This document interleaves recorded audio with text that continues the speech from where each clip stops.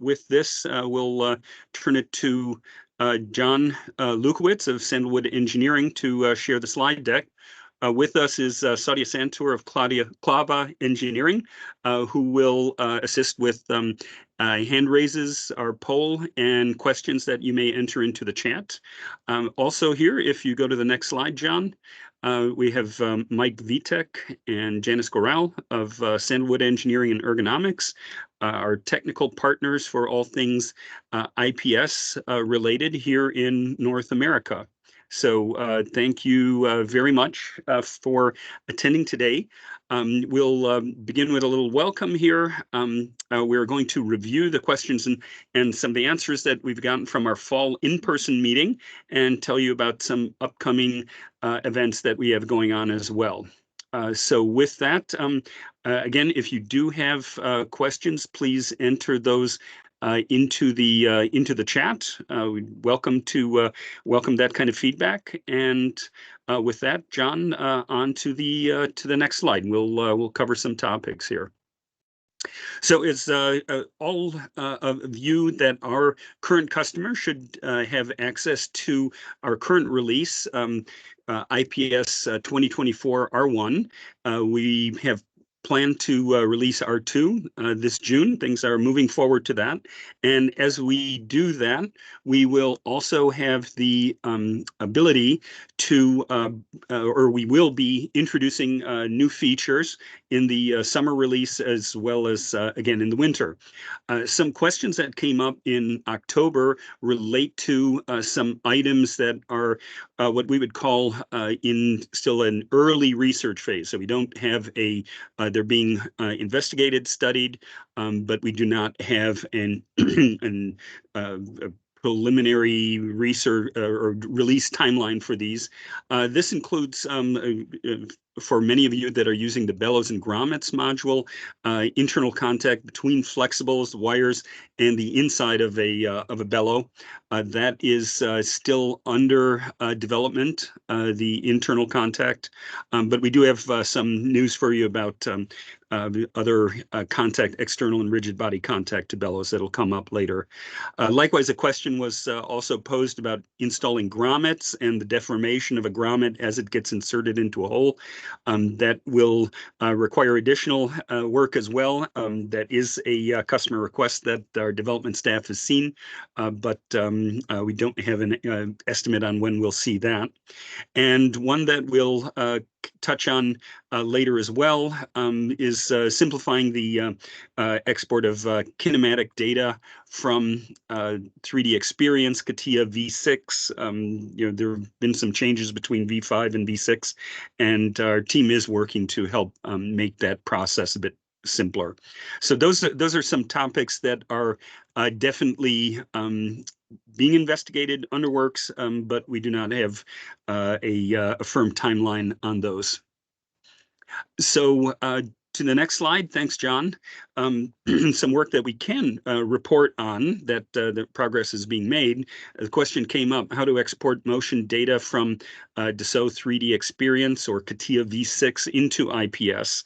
The background for that is in V5, we had a great one-button solution, be able to export geometry and motion files, tie those together, and make that work quickly and easily. We did have a hiccup from our friends at Dassault who made that process a bit more challenging. So we can report that there exists a workaround for that.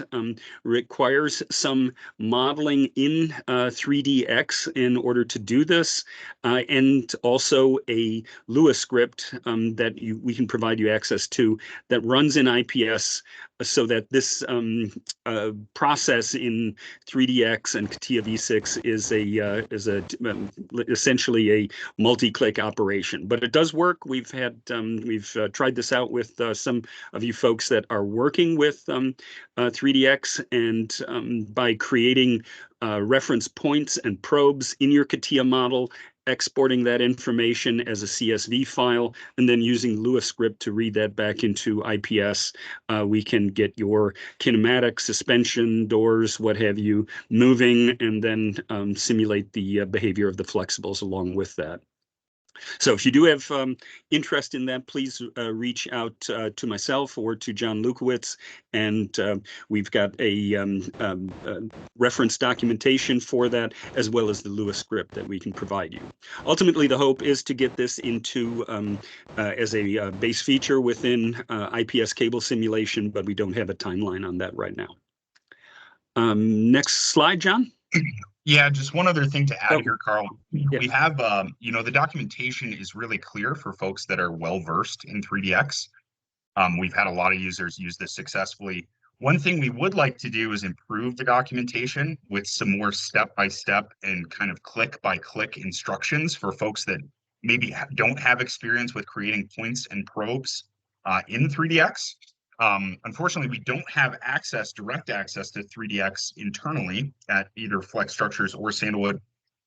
So we were curious, if we could find someone in our user community here in North America that we could work with to assist us with some screenshots, obviously nothing proprietary or confidential, but just helping us capture a little better those step-by-step instructions of, screenshots of toolbars, where you're clicking to create these various points and probes, that kind of thing. So that's something that's of interest. Please don't hesitate to reach out. We'd love to work with you.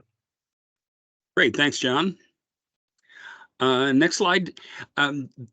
Number of questions that came up in October related to additional functionality that's available in IPS, and including cable simulation, bellows and grommets, and various other add-on modules, and where this information can be found. And to that extent, there is work proceeding on developing a knowledge base, something that all current users can have access to provide information on demand, searchable knowledge base, FAQs, things of that nature.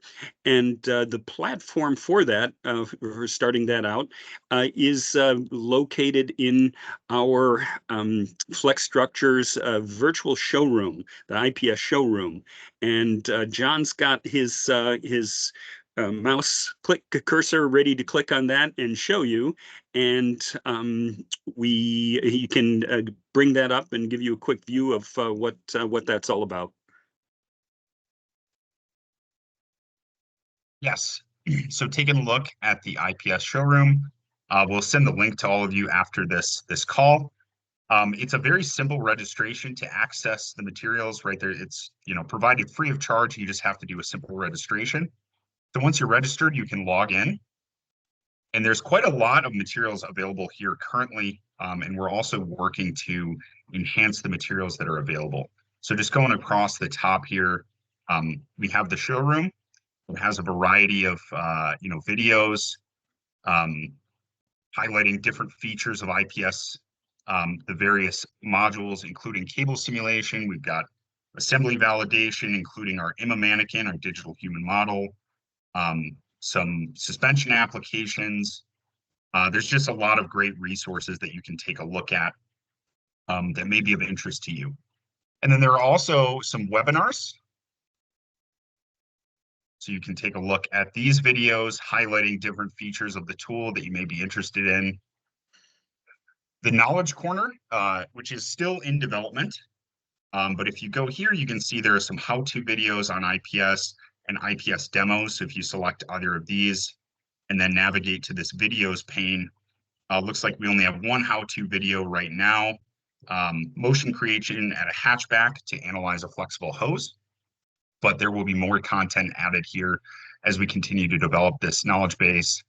And then there are the best practice sessions. So these are really great resources if you're interested in particular, types of models or features in IPS. So how to analyze cables in IPS, best practice session on the bellows and grommets module, best practice session on IPS virtual reality, best practice session on automation, so including Lua programming. This is all about subsegments. We've got another one about mechanical properties of flexibles, which includes a lot of discussion of the bundle properties estimator, and then just general usability. So these are really great resources. Again, they're completely free, so we would encourage you to utilize them if that's something that's of interest. Great, and certainly if you have questions or suggestions for topics to cover there, we'd certainly welcome that. And in this framework also, I mean, these are some resources that you can use to educate yourself, but we also want to support you, especially the the team at Sandalwood has the depth and expertise to provide that kind of support to you. So if you wouldn't mind, we'd like to take a poll right now. There's a raise your hand button at the top of the Teams meeting area, and if you would raise your hand if you're interested in refresher training or let's say a single user training, just perhaps a small group one-on-one to get some additional information about and spun up on using IPS cable simulation. And we've got Sadia marking hands.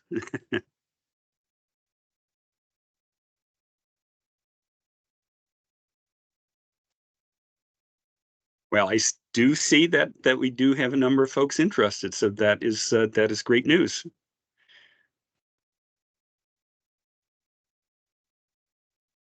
John, what do you do in the next couple of weeks? Yeah. Hey, I'm available.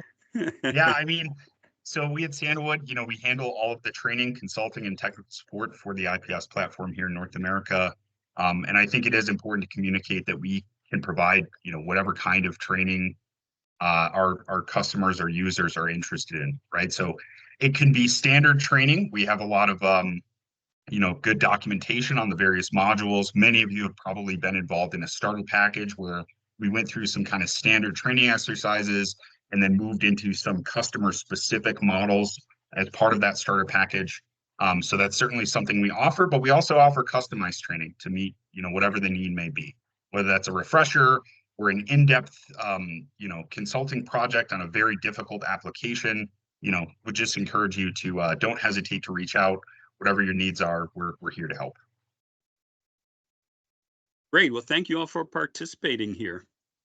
Then with that, let's move on to the next work in progress item.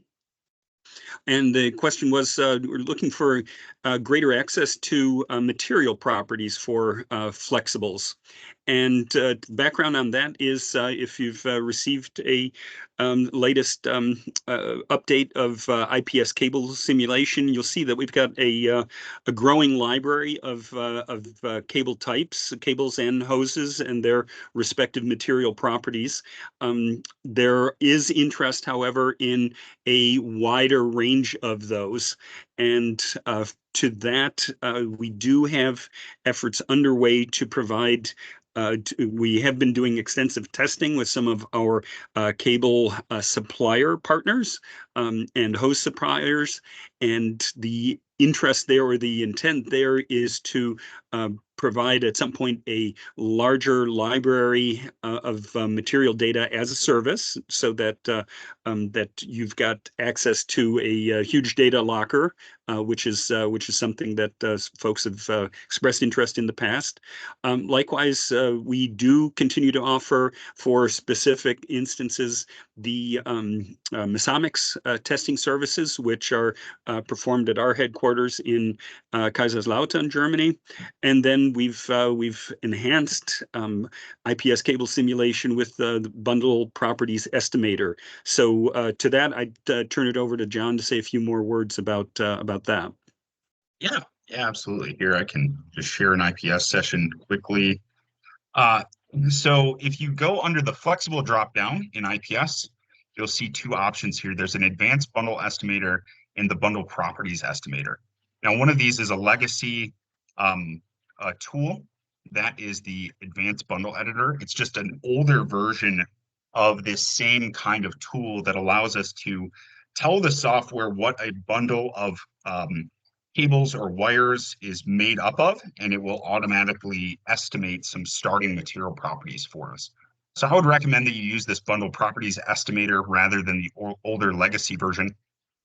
And then basically we just tell the software what our bundle is made up of.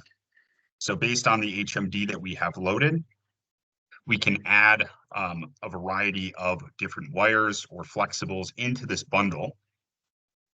You can tell the software to either just estimate the diameter or specify that diameter yourself. And then currently we only support one taping type, textile tape, but we are hoping to enhance this in the future with a variety of different taping styles. And then if you just hit apply, it's going to show you a bundle preview of how we think these wires would be packed into a bundle. And then you can view those bundle properties. So this is the result of the calculation, showing us what the various stiffness values are for this particular bundle. And then you can also add it into your HMD. So you can open up the cable component browser and create a new instance that you can then use throughout your organization. If this is a bundle that's going to be used often, or you can just hit OK, and it's going to create that bundle for you at the length that you identified. So this is a really great tool for sort of a starting point, how to estimate the material properties if you are not exactly sure, or if you maybe you're awaiting some results from Masomix testing. This is a great option to get you started with some accurate representations of the material properties of your bundle. That's great, John. Thanks. And to that end, there is validation work being performed on that as well. So that's the support that we're getting from our partners, the wire and cable and hose manufacturers themselves. And we're told that there is validation information that will be forthcoming as well, so that that you've got a level of confidence to work with that also. Likewise, we have done that with some clients that have looked at various bundles where we've sent samples to Germany for testing. Tested the samples as a bundle, and then taken it apart and tested individual wires and cables to be able to validate that the individual constituents add up to the overall harness that is being modeled. So we'd certainly be open to working with you on that as well. And again, this work is being done closely together with both the research teams at Fraunhofer ITWM in Germany, and as well as the Fraunhofer Chalmers Center in Sweden. So we've got a lot of great minds making sure that you get reliability and accuracy with our software. So on to the next slide, John. A question that also came up in our October meeting was, as models get more complex, what can we do to improve computation times? So the answer there, and part of that was also provided by, again, our partner, Anton Burs, the CEO of IPS Sweden, who provided some insights on some work that is being done to apply new solver technology and new beam formulations to the cables themselves. So that work is ongoing and is expected to be part of the IPS release roughly in the next 6 to 18 months. So in the next, I'd say 2 to 3 releases, you'll see significant performance increases for your most complex models. So really, as you see in the graph, bending the curve down from some of the, let's say, more exponential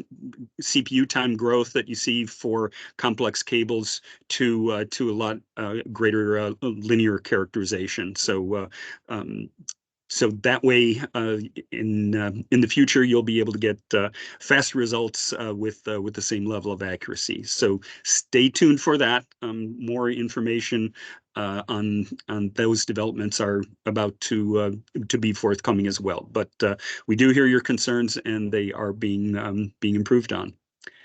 Did we have so these are the work in progress items. I see a hand raised. So if there are any questions before we move on to some of the things that we can provide firm closure answers on, any other questions? I saw one from Todd, I thought. No, I think that was leftover from the voting. Oh, leftover from the survey. Okay. Yep. Okay. We have nothing right now. We're good to go.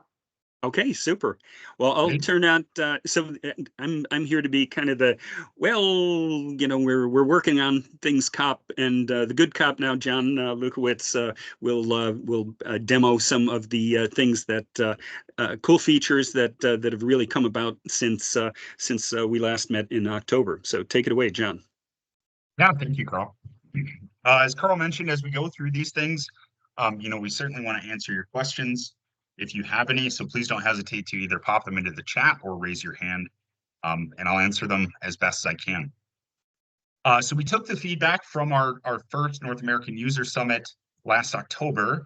We've been through the things that are in research. We've been through the things that are kind of work in process. And now we want to talk about the things that we feel we have solutions for. So there were a lot of questions surrounding the bellows and grommets module, just kind of in general coming out of the User Summit. But there were a couple things in particular we want to make sure we communicate to you.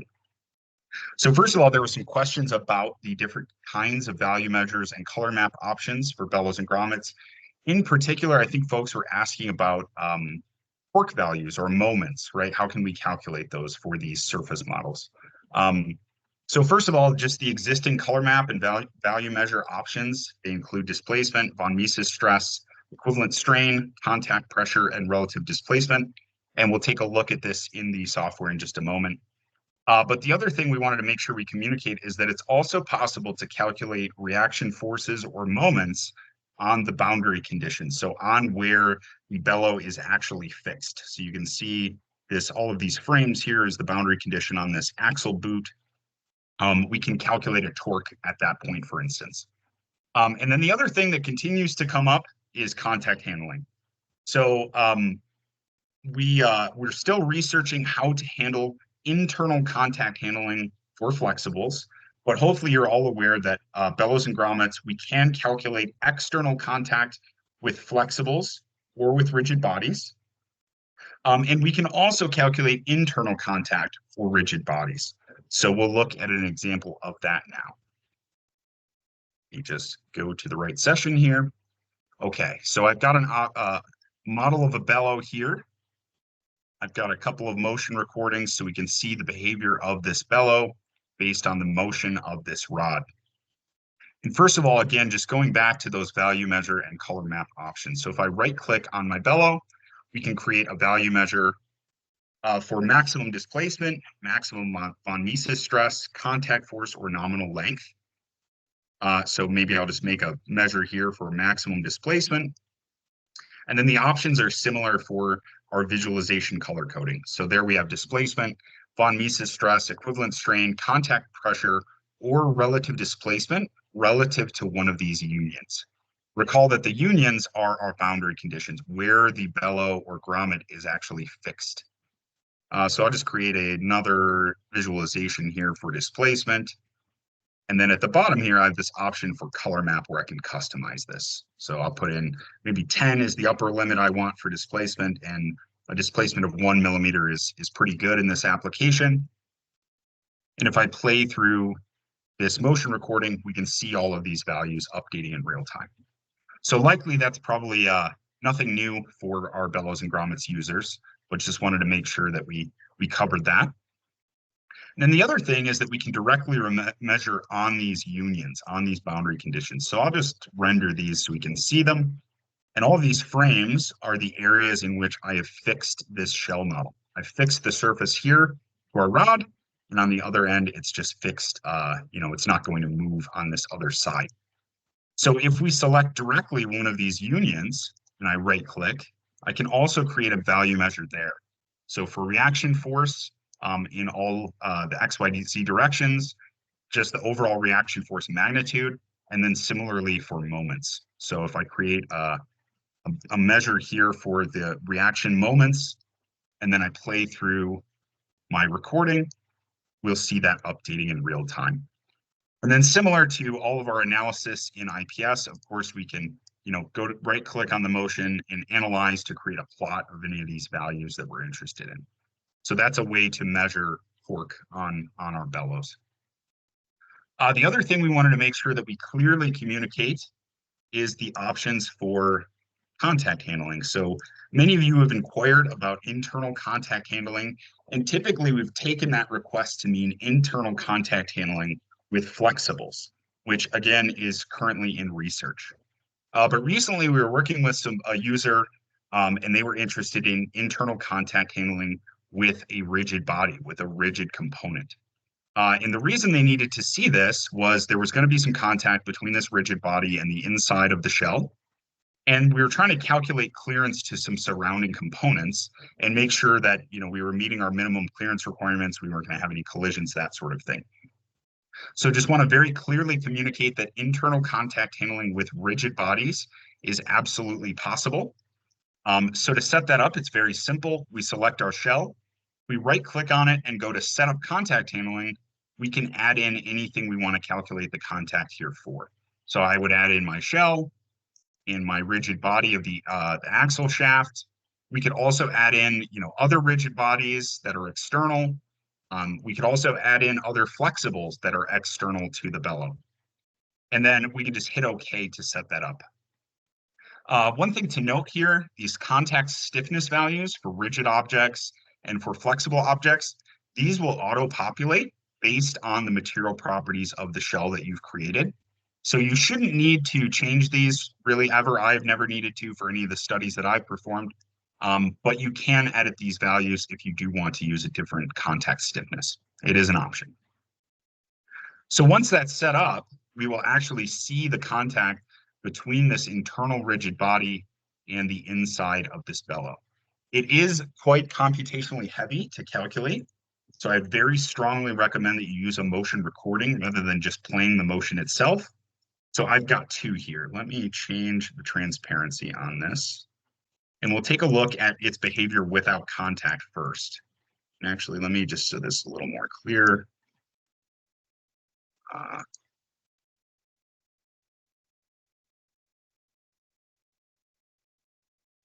And why did my shell disappear? All right, one sec. I de-rendered something.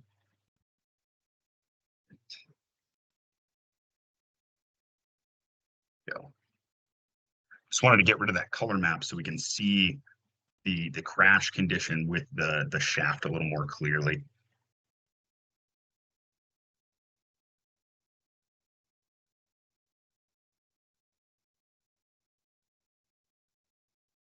And again, these models with these bellow models with contact handling, they are a little computationally heavy, so this may take just a moment to open up for us here. All right, there we go. So now I change the transparency back to opaque, and I play through this motion recording without the contact. We're going to see this crash condition. So you can see this ball, this portion of the axle shaft is just colliding directly through the surface of this bellow. But setting up contact handling, as we saw before, if I play the motion with contact handling, again, it's a little slow for me. My computer is a little stressed out about this, but you can see we no longer see that crashing through behavior. So this ball on the end of our rod is coming into contact with the inside of the bellow. IPS is calculating the resultant deformation, and we're seeing a very realistic behavior of the bellow here. To further illustrate this, we can take a look at motion volumes. So I've created just a swept motion for both the recording without contact and with contact, and the swept volume for motion with contact with the shaft is the one in red. So you can see it's much larger and it has a different shape. So IPS is successfully calculating the entire swept volume while accounting for contact with this shaft here. One other thing I just wanted to mention here, I'll just reset the transparency back a little bit. In order to calculate this kind of contact between the bellow and rigid bodies, we do need to have some good information about what the surface of this rigid body looks like. So just to get a sense of this, I'll just right click on the rigid body and I'll go to the render options here and I'll say view normals. And we see that all of these normal vectors coming off the surface show up. So we can see where we're actually making contact. We have lots of these vectors. That's telling me that the software is going to be able to easily calculate that result based on that contact. However, if you do try to calculate this contact between an area of a rigid body where we don't see any of these normal vectors, like, just kind of on this flat piece of the rod, it may or may not work. So just something to keep in mind there. If you set up contact handling and you're having some kind of issue and it's not calculating, that's based on the surface input geometry and how much information IPS has about how this piece of geometry was drawn. So just keep that in mind. And I think that's it as far as bellows and grommets. Do we have any questions in the chat or anybody have a hand raised? Nope, you did a great job. Okay, great. Thanks. Let's move on to our next topic then here. So let me reshare our PowerPoint. All right. So the next solution item was customers were asking for more access to additional import and export formats for IPS. And we have some really exciting news on this front. So first of all, since our last North American User Summit in October of last year, we have developed a method to import motion from Creo. So we'll share that documentation with everyone after the call, but it's a fairly straightforward process similar to the other integrations we built. So you can export the motion out of Creo, and then just with a couple button clicks, you can import that motion into IPS using a Lua script to bring the motion from your CAD system directly into IPS. So we're excited to share that. And then we've got a bunch of additional import and export formats, as well as a kinematics module coming in the June 2024 release. So first of all, you'll be able to import and export step models directly. Keep in mind, there is currently some import functionality for step, but you import it as a surface. So it's a little clunky, and the geometries tend to break apart and be a little bit difficult to work with in the current 2024 R1 release. But in the next release in June, we'll have full import-export functionality for step. We're also increasing the JT versions that you'll be able to work with. So right now you can import up to JT version 10.0 and export up to JT version 9.5. You'll be able to import and export up to JT version 10.7. So for any of our users that are using, Team Center, NX, VisMockup, it will make it a little easier when you export out of those systems. You won't have to be so concerned with which JT version you're saving as. We're also going to support importing and exporting native CATIA formats from CATIA V5 and CATIA V6 or 3DX. We'll be able to import Creo PBS as well as Creo native formats and import and export NX native formats. So we heard you. We hear this a lot. People want to be able to work with a variety of formats, and we're giving them to you. So those will be available in the June 2024 release. Another thing that I think is really exciting is we're adding a kinematics editor into the tool. So as you all know, we can create motions directly in IPS, but often for really complex mechanisms like, this excavator model, which we'll take a look at here in just a moment, where we have this really complex, we have 4-bar links, all these complex kinematics. Typically, our users are creating those in a CAD system, exporting them and importing them into IPS. But this is work that we'll be able to do directly in IPS starting in June of this year. So for instance, if we have something like this excavator, right, this particular piece of equipment has a very complex motion for the arm. We have multiple 4-bar links that are attached together. We'll be able to create these kind of kinematics directly in the IPS tool. So the intention in the June release is that we'll be able to create prismatic and revolute joints and be able to link those together to create these kind of complex mechanisms. And then as we continue to develop the kinematics module, we'll be adding in additional joint types, things like ball joints, so that in the future, you'll be able to make, any kind of mechanism that's conceivable. So really excited to share that with you. Okay. Moving on, our next solution item here, we were asked by the team, is there a method to determine can a flexible wrap around another component? What's its behavior going to look like? And then very importantly, can it kind of unwrap or self-relieve from a position where it gets stuck on some other geometry? So we've taken a look at this. We think this is possible using just kind of standard IPS modeling techniques. We'll take a look at a demo here in a moment. But what's important just is that you activate contact handling for all of your relevant flexibles and rigid bodies. So in this example, we would want to make sure we activated contact handling between this red wheel speed sensor wire here and this other piece of geometry that we think it's going to contact. And then as we see their interaction, we want to track any key value measures that we're interested in.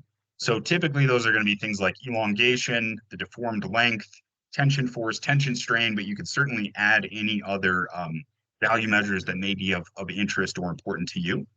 And then we can just kind of analyze this flexible's behavior and see, is it able to get out of this unstuck position? Is it going to become damaged, right? Are we overstretching it? Are we applying too much force to the flexible?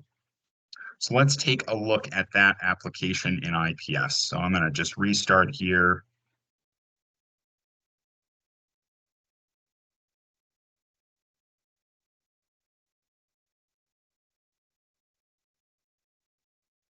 All right, so we've got a model here with some brake lines, our wheel speed sensor cable, and we've got this crazy piece of geometry that we're going to absolutely hook on just as an example, right? So I've created this lip here to ensure that our flexible would get stuck just for demonstration purposes. So if I play through our motion here, you can see the behavior of this wheel speed sensor cable. It's getting stuck and overstretching as we're contacting this component, but it is able to, get out of this position. Now, the problem is if we look at these key value measures that we're tracking, how much we're elongating it, the tension strain, which is the percentage elongation, and the tension force in this flexible, this is likely not going to be okay, right? In reality, we probably would have already, ripped this cable or pulled it out of this bracket that's holding it or pulled it out of the sensor on the wheel.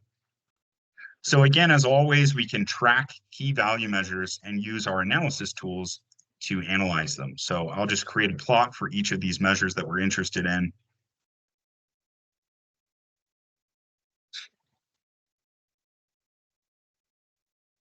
And we can see each of these plots here. So again, we have tension strain, elongation, and tension force. So if I search in my tension force for the global maximum, I can jump right to that position. We can see our global maximum tension force is 56.5 newtons. So again, this is probably unacceptable. We could, of course, try, moving this component out of the way, playing around with the fixation points of our cable, adding or removing length, editing the material properties. Maybe we can use a different kind of flexible in this application. But we think this is, absolutely possible to kind of see the stuck or unstuck behavior of flexibles using kind of the standard IPS tool set. So wanted to share that with you.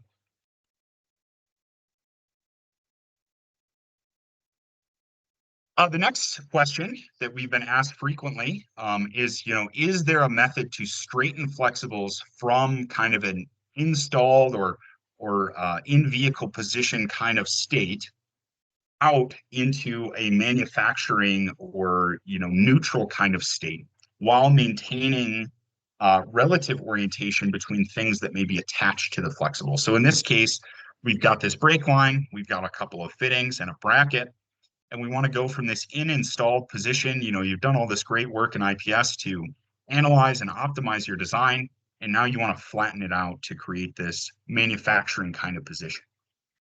We do have a method to do this. It's fairly straightforward, and I'll walk you through it now. But basically, we just need to disable gravity, put all of these geometries under a common node, and then reset that node from fixed to free. So as you know, a node in a fixed state is fixed in space.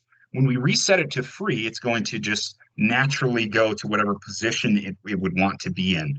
When gravity is enabled, that's going to be based on things like the material properties, of the flexible orientation, etc. When gravity is turned off, it's going to just kind of straighten this flexible out. So we can take a look at that application as well. So I'm just going to turn everything off. So we're only looking at our brake line and our bracket here. Now, normally when we create a study in IPS, you can see I've got this end fitting here. I have a node which is attached to the end of this brake line.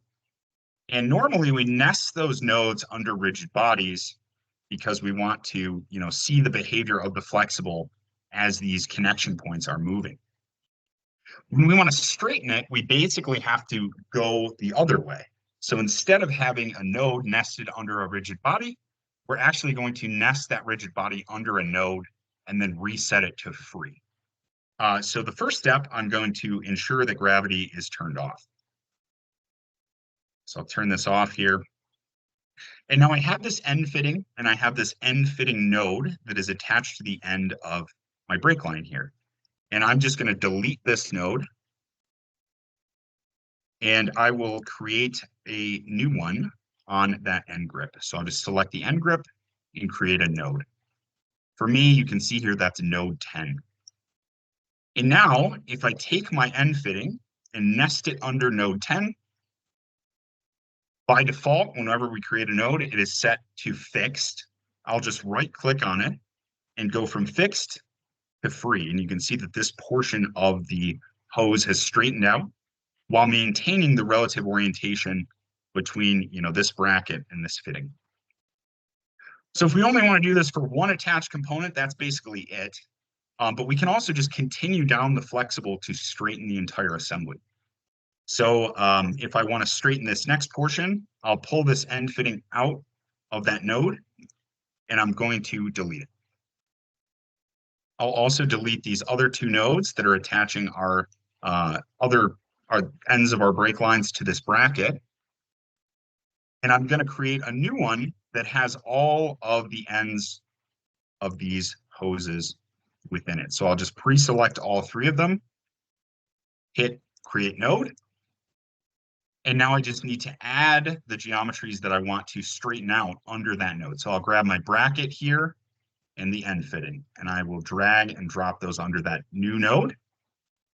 Select the node, right click, uncheck from fixed to free. And now I can delete that node as well.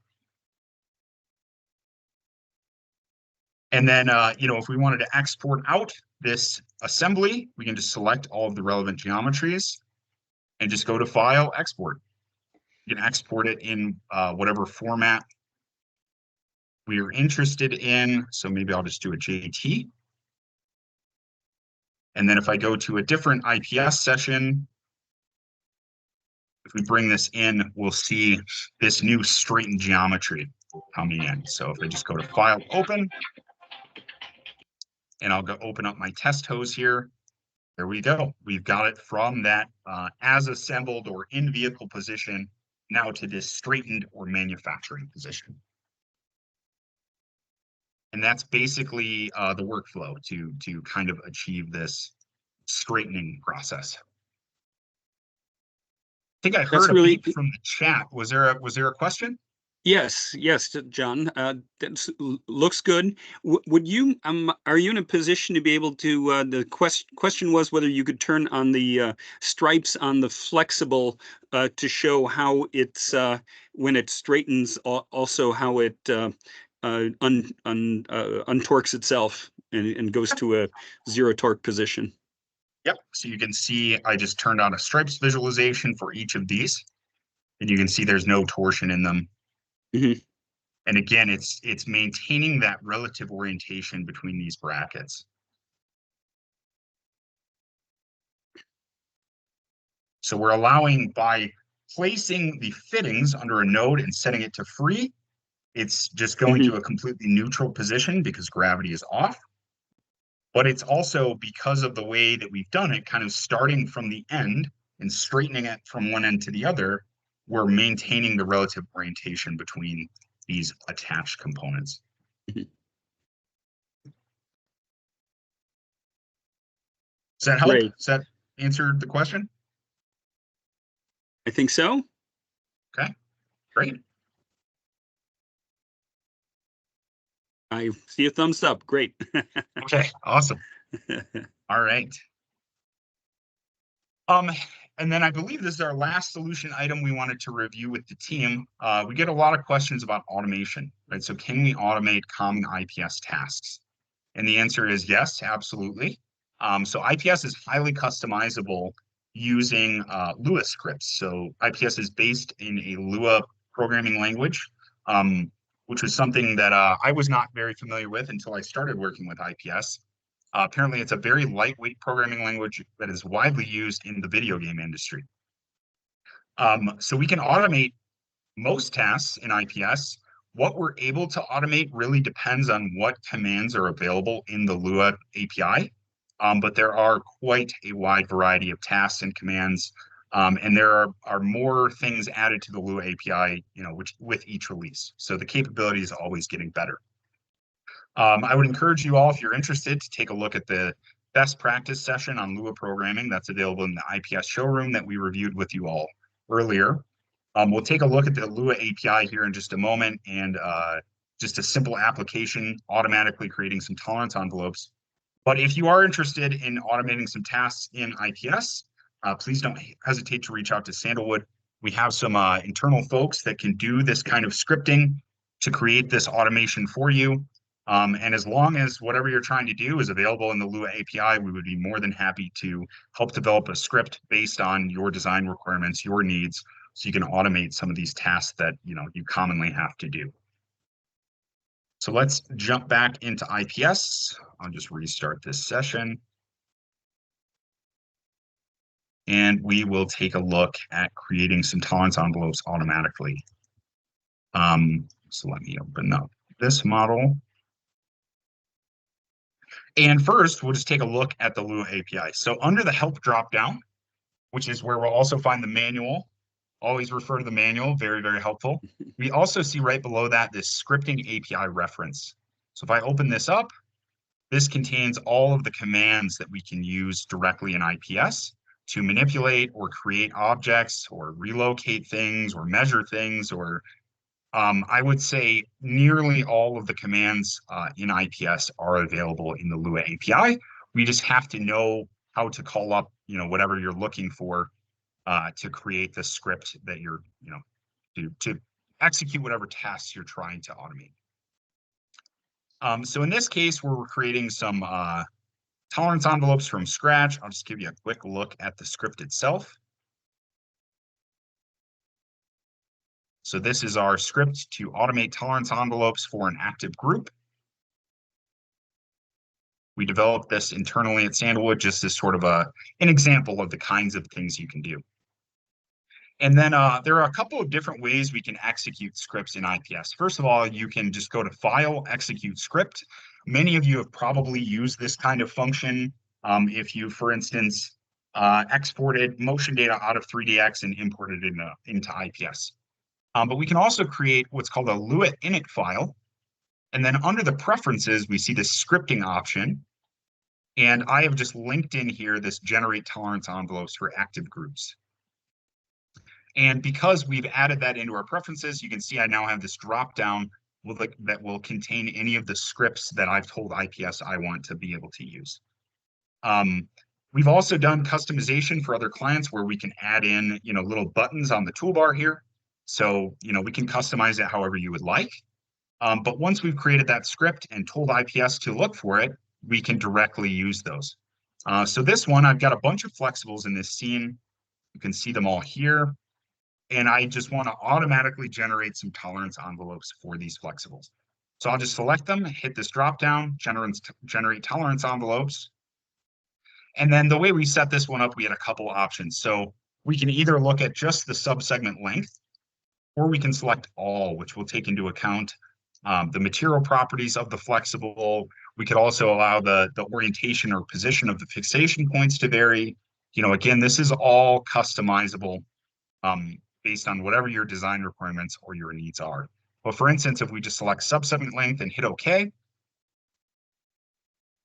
the software is going to automatically generate all of the tolerance envelopes for each flexible in the seam. So we can see them all here. And then of course, again, we can define whatever the tolerance values are for that flexible. So I think in this case, we're just doing plus or minus 10 millimeters as a simple example. But if you had specific design requirements where, you know that your flexibles need to vary plus or minus 5% of their length, that could certainly be created. Where, our fittings can vary plus or minus 10 degrees rotationally about the Z-axis. We could absolutely add that in. So Lua is very powerful for customization, and really it just comes down to understanding your needs and being able to translate them into a script so that you can automate some of these tasks in IPS.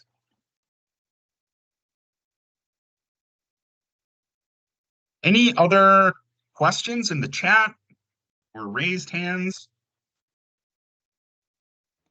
No questions in the chat.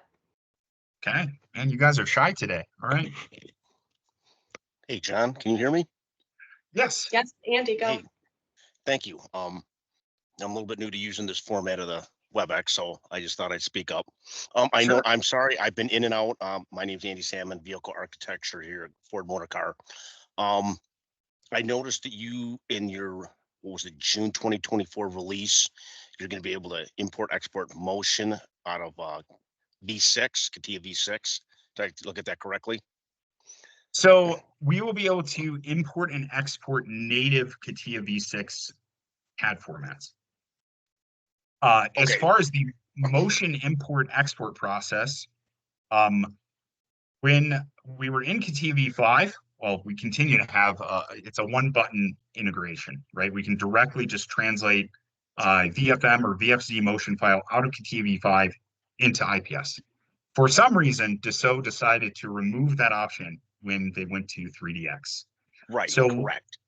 yes. So what we've established is this workaround, which we can certainly share the documentation with you, of how if you Yes. have a kinematic or a motion in 3DX, how you can measure the position and orientation of each of the components in that mechanism and export them out. And then we use a Lua script to import that motion back into IPS. Is that the one where you had to put in like where all the parts had to be unique and you had to do like the probes and everything like that? Yes. Yep. Yeah. Okay. Yeah. From our standpoint, I'd have to say for what basically for my architecture group that I'm representing, that on a mass scale is probably not a workable solution. Is there an update on that? Like when you think you could actually have a more seamless transition from V6 into IPS, both the motion and the CAD data? Because I don't think they're doing JTs anymore either out of V6. So I think we both have both a motion and a CAD product issue going on here. Is my understanding correct? And is that an issue?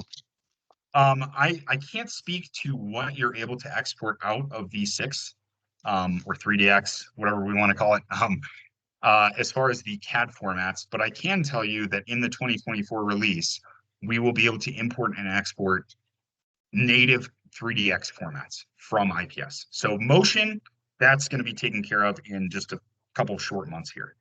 Okay. The CAD geometries, that will be in the next release. As far as the motion, for now, this is the best solution that we have. We are working to try to improve it or find another way to get the motion data out. Unfortunately, they've made it, very difficult. So right. Okay. All right. But we're working on that. Okay, you're working on it. It sounds like you also have the ability, and I think it's in this upcoming release, you're going to be able to at least be able to do some simple kinematics within IPS. Correct. Right. Exactly. Okay, so I might be able to export a simplified kinematic model out of 3DX into IPS and then build my kinematic model in motion there and correct, run a flexible. Mhm. Okay. Yes. Okay. I'm the point man here for our architecture group, so I'm getting a lot of questions about this. So okay. Yeah. Okay. Yeah. We'd Thank be you. happy Thank you to very much. take a closer look if that's something you're interested in. Yeah, and we'll be sure to communicate what's coming in the next release. There will be a release webinar, and we're also planning to hold an event in the summer to kind of talk through our North American user community on what the new features are. Okay, thank you. Yeah, absolutely. Great question. And that's part of the reason we've been pushing to develop this kinematics editor. We want people to be able to easily get that motion in IPS so they can complete their studies. And, sometimes it's great if you have the motion data readily available, you can easily export it and import it, that's awesome. But we've run into issues with, first of all, sometimes people can't find it, right? You're part of a very large organization, somebody's making motion data somewhere, but can you even locate it if you were able to, Right. export it and import it? So we're Okay. trying to make it simpler to work with. And we'll Okay, certainly and then keep you posted. and then I think you went through it pretty quick early on in the presentation. You have like a tips and techniques site. I forget the exact name of it that comes with your license. There will be some kind of how-tos and training on that. The IPS showroom. Yeah, Thank you. Yes. Yep, that IPS showroom, and we'll link you all to this. So right now there's a series of if we go here just to this login or register, since I'm already registered, it'll log me in. But we got the showroom that has a lot of these videos are kind of demonstrations of key features. So that's more of demonstration kind of purposes. But we also have this knowledge center that we're developing where we're going to add some how-to videos as well as demos. Okay. If you go to the how-to videos, there's only one now. But the other resource that's really great are these best practice sessions. So how to analyze bellows and grommets, virtual reality, automation, including Lua programming, and usability and material properties. So those are good resources. And we're continuing to add to this library as we develop more. From my perspective, if you can put together some more how-to videos, that would be helpful as well, because I'm getting a few questions in my department about that too. And a lot of the stuff I just had to put my own stuff together and then distribute to our department. If I had a official site, that would be very helpful. So and then notably the motion, because sooner or later that's going to be an issue with us with V6, because we do have program work coming out of V6. Right. Okay. Thank you. Yeah, thank you. Great questions. Yeah, so exactly as you were saying, John, as we look forward, we plan to have another virtual session of the IPS User Summit for all of you in North America here in conjunction with the June release of IPS 2024 R2. And then moving ahead into the year, we'd like to, there seemed to be a lot of interest in having another in-person event around the same time as we did this past year in October. For your information, the third annual Automotive Wire Harness Conference will be taking place in Dearborn on the 28th and 29th of October. That's a Monday and Tuesday, and our plan is to hold the fall in-person IPS User Summit on October 30th, the day after the Wire Harness Conference, where we'll kind of close the loop on a year, see what kind of feedback you all had on the from the release in June, and again, if there are needs that you have as it relates to motion, material properties, all the topics we've covered, we're going to send out the handouts, or what we presented today, as well as the materials about the CATIA motion, Lua scripting, and a reminder to sign up for the IPS showroom so you can get information there. And we'll have a follow-on survey. We'd love to hear your feedback so that we make the best use of your time here. So with that, I think we've just about knocked it out in an hour here. So that's good to know for our first virtual user summit.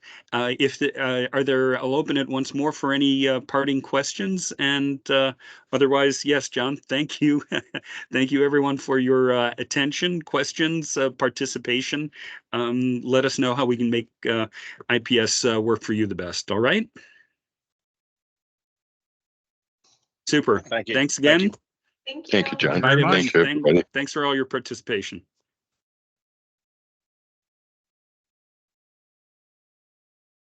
And cut.